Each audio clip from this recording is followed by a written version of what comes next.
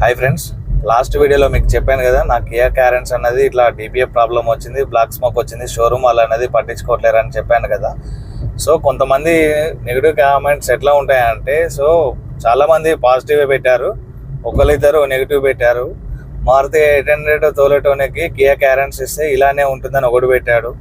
ఇలా కార్ తోలని వానికి మా BMW ఇచ్చినా కూడా ఇలానే ఉంటుందని చెప్పారు. నేను లాస్ట్ వీడియోలో సెకండ్ పార్ట్ ఆఫ్ వీడియోలో కూడా చెప్పాను, నాకు కియా కార్స్ అనేది 4 వెహికల్స్ ఉన్నాయని చెప్పాను.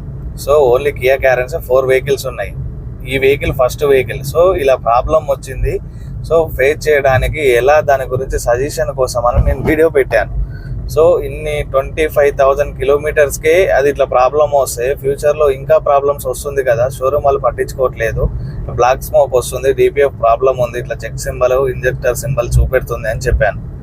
సో మారుతి 800 BMW అవన్నీ మాకు అవసరం లేదు, ఉన్న కార్లలోనే డ్రైవ్ చేపిస్తాం మేము.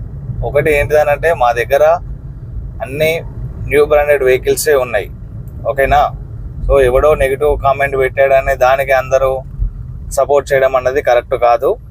ఇంకోటి ఏంటిదనంటే, షోరూమ్ వాళ్ళు ఏదైనా వెహికల్ రిలీజ్ చేసినప్పుడు దాని ప్రాబ్లం ఎలా ఉంటుందనేది వాళ్ళకి తెలుస్తుంది. సో దాని గురించి మెయిన్ టెక్నీషియన్ అనేది కావాలి. మెయిన్ టెక్నీషియన్ కోసం అన్నది నేను వీడియో పెట్టాను. సో మెయిన్ టెక్నీషియన్ ఏంటంటే, మనకు ఆ వెహికల్ ప్రాబ్లం ఏంటనేది ఈజీగా మనకు క్యాచ్ చేసి చెప్పగలుగుతాడు. సో అది క్యాచ్ చేశారు ఆల్రెడీ. నెక్స్ట్ పార్ట్లో నేను ఆ వెహికల్ గురించి క్లారిటీగా చెప్తాను ప్రతి ఒక్కరికి. సో దాని గురించి మీరు పాజిటివ్ చూడండి, ఎందుకంటే రేపు పొద్దుగాల మీకు కార్లు ఉంటాయి. కొంతమంది ఏమంటున్నారంటే కార్ డ్రైవ్ చేయనికే రాదన్నట్టు. కార్ డ్రైవ్ చేయడానికి రాంది హైవేలో వెళ్తుందా? 25,000 కిలోమీటర్స్ ఉత్తరానే తిరగలే కదా వెహికల్ అయితే.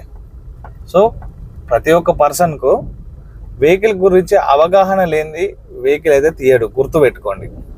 సో చాలామంది ఉన్నారు, తెలియని వాళ్ళు ఉన్నారు. సో కొద్ది గొప్ప అందరికి తెలిసినట్టు మాకు కూడా తెలుసు. ఇప్పుడు నీకు మారుతి 800 తోలేటను అన్న, నీకు అదే కారు ఉండొచ్చు కదా. ఇప్పుడు నేను కియా క్యారెన్స్కు ఎంత రేటింగ్ ఇవ్వాలి అని అంటే 0 రేటింగే ఇస్తాను.